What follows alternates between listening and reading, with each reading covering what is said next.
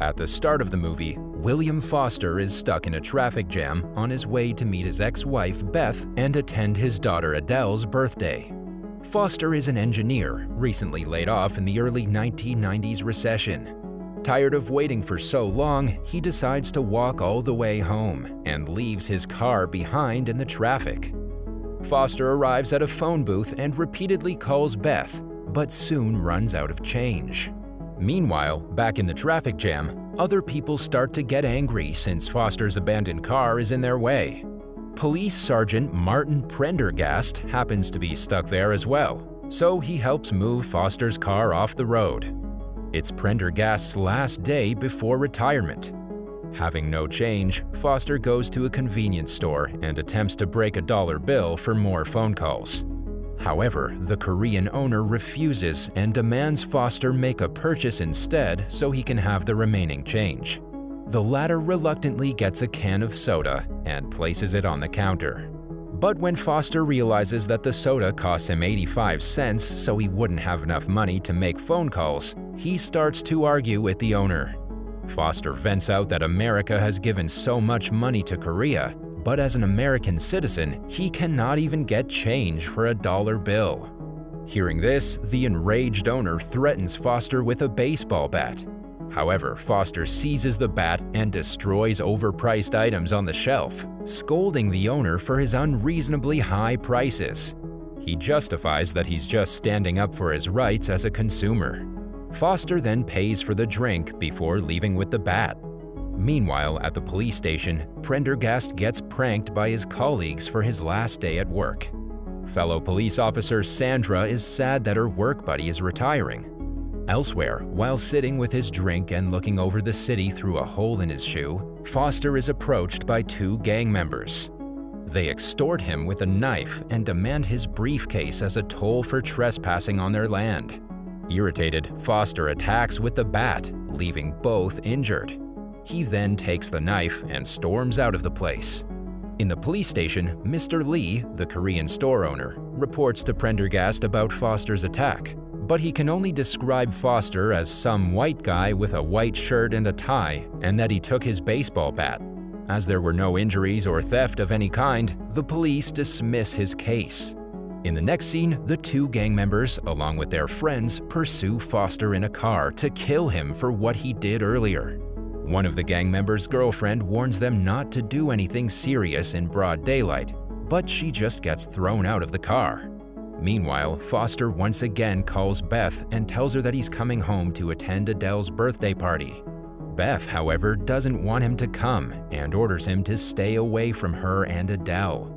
The gang soon locates Foster at a phone booth where they open fire in a drive-by shooting, hitting several bystanders but missing Foster.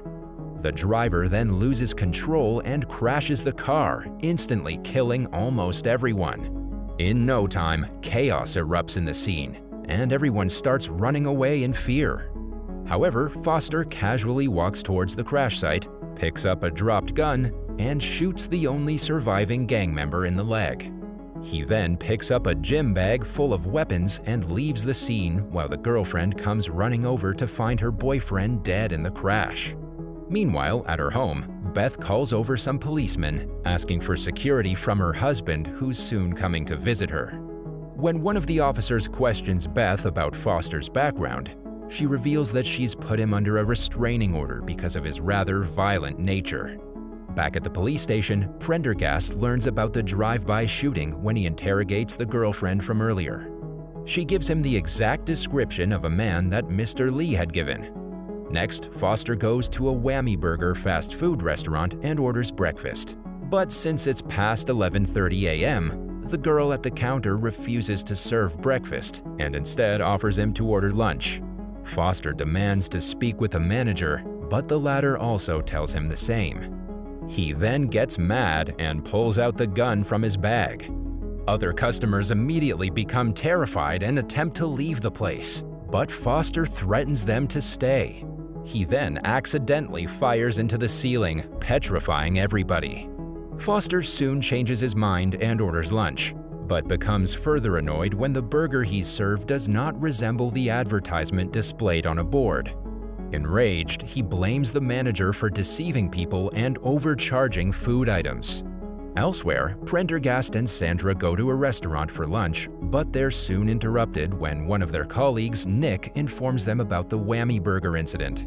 Prendergast believes that it's a one-man crime spree and gives Foster's description to Officer Sandra before she and Nick head out for further investigation.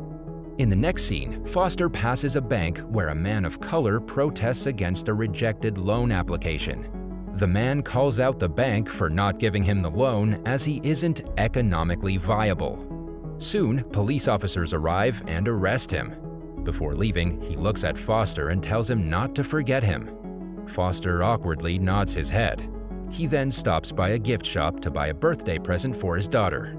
At Beth's home, it's been hours since the policemen have started waiting for Foster, so they conclude that her husband isn't going to come around and tell Beth that they're off duty. Before leaving, one of the officers tells Beth to call them if she gets into trouble with her husband. Meanwhile, Foster once again calls Beth from a phone booth, but as expected, she doesn't answer. He repeatedly tries calling her, but to no avail. Just then, a man who's in line behind him gets frustrated and shouts at him for taking such a long time. Enraged, Foster shoots the booth and tells the man that now he doesn't have to wait at all. Next, he stops at a military surplus store run by a white supremacist to buy a new pair of hiking boots. The owner shows Foster around his store, but angrily curses at a gay couple before driving them away. Shortly after, as Foster's selecting the shoes, he notices a police car. Realizing that he's in trouble, he immediately takes a pair of boots and hides in a dressing room. After a while, Officer Sandra enters the store and starts asking about the perpetrator who's been causing havoc in the streets.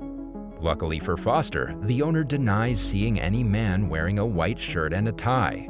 He then escorts her out of his store after asking her unnecessary questions. Once Sandra's gone, the owner invites Foster to his back room and offers him a rocket launcher. It turns out that he's mistaken Foster for another white supremacist after hearing about the Whammy Burger incident on television. However, Foster reveals that he is no supremacist and that he only wants to go home to attend his daughter's party, but gets caught up with idiots such as him.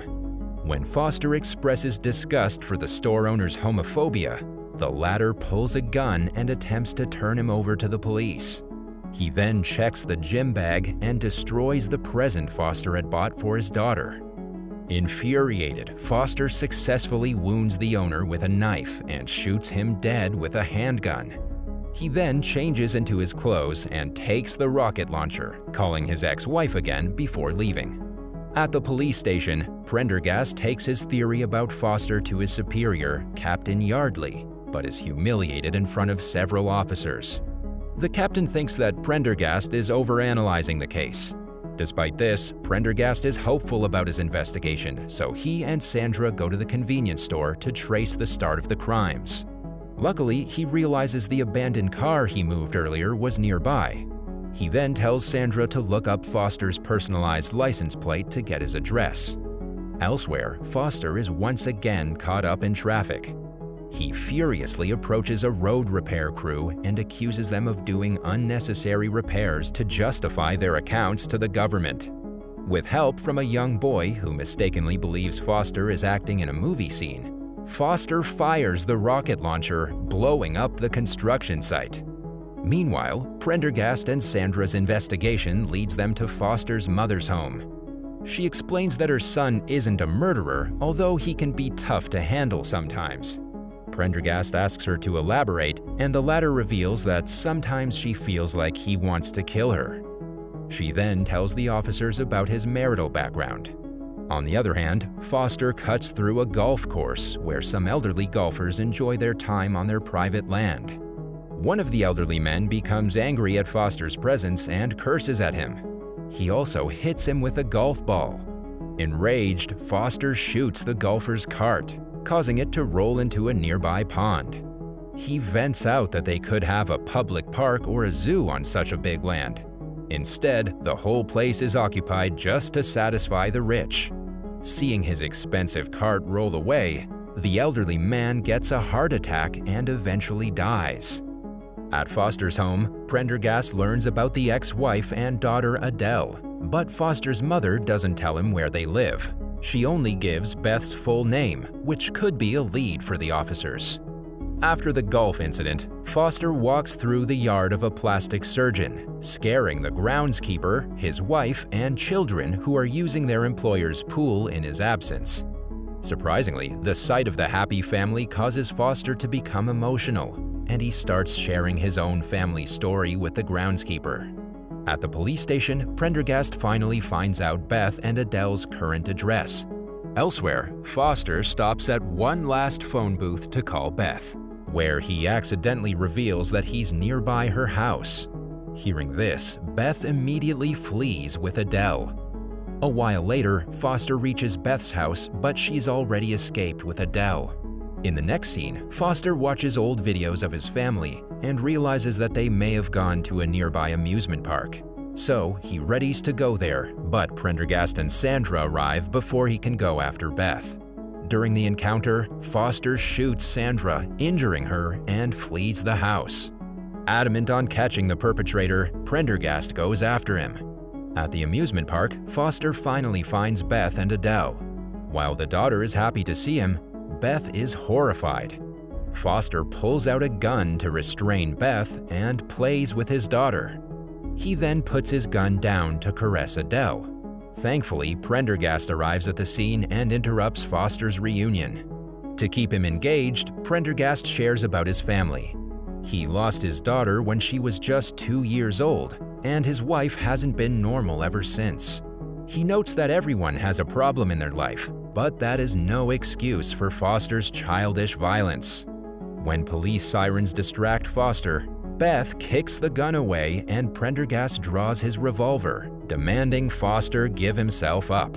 However, Foster states that he would rather die than give up, so Adele can inherit his life insurance. He claims to have another gun in his pocket and proposes a duel on the count of 3. This prompts Prendergast to shoot Foster, revealing that he only had a toy water pistol taken from Adele. Foster's dead body floats away in the river below. In the final scene, Prendergast returns to Beth's house where Captain Yardley praises him in front of the media. On the other hand, Officer Sandra is taken by an ambulance while Prendergast comforts Adele and Beth.